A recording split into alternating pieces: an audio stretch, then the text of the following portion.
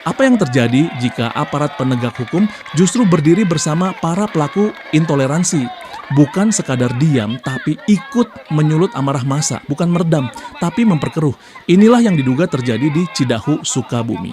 Tanggal 27 Juni 2024, sekelompok pelajar Kristen mengadakan kegiatan retret di sebuah villa di Cidahu. Kegiatan itu bukan aksi politik, bukan pula kampanye, hanya pertemuan keagamaan yang seharusnya dilindungi oleh negara. Tapi yang datang bukan perlindungan, yang datang adalah massa yang marah dan seorang Kapolsek yang memprovokasi. Kapolsek Cidahu AKP Endang Slamet diduga menjadi bagian dari tindakan intoleransi itu. Dalam sebuah video yang viral di TikTok, Endang menyampaikan dua kalimat yang memicu kontroversi. Pertama, atas nama undang-undang, saya dari Kepolisian Sektor Cidahu akan menutup tempat ini. Kedua, rumahnya tuh atau tidak salah ya, tapi digunakan untuk hal-hal agama yang di luar kita. Pernyataan itu disambut tepuk tangan massa. Bukannya melindungi warga yang menjadi sasaran intoleransi, Endang justru dianggap memberi legitimasi kepada tindakan persekusi. Oke, atas nama undang-undang, saya dari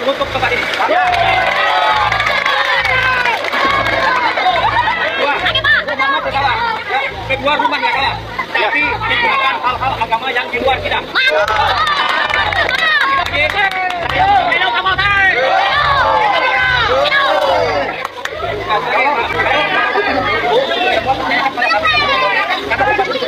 Sekarang bubar saja. Ini menjadi tanggung jawab dan wewenang kami. Silakan, kalau memang kami tidak menutup, silakan kembali.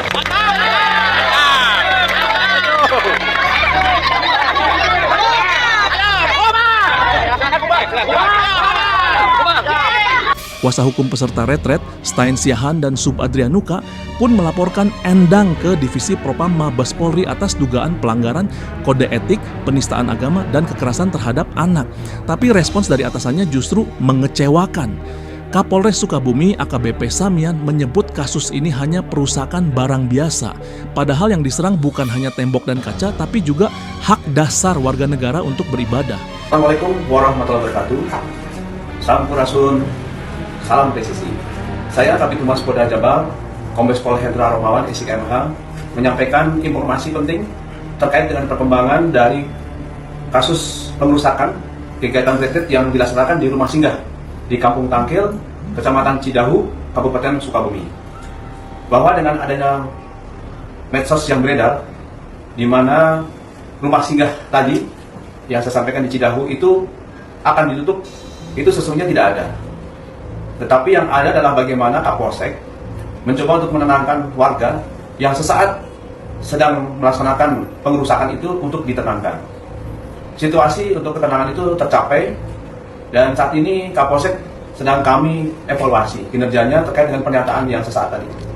Tetapi untuk penutupan tempat ibadah maupun juga rumah singgah itu tidak ada. Dan situasi saat ini konsolidasi damai itu telah dilakukan baik dengan si pemilik rumah singgah, kemudian warga, dan juga dukungan oleh seluruh FKUB dan juga aparat yang ada di situ, baik itu dari pemerintah daerahnya, kepolisian maupun TNI. Jadi situasi kondusif ini harus kita jaga dan harmonisasi yang ada di Kecamatan Cidahu, khususnya Desa Tangkil ini harus kita pelihara.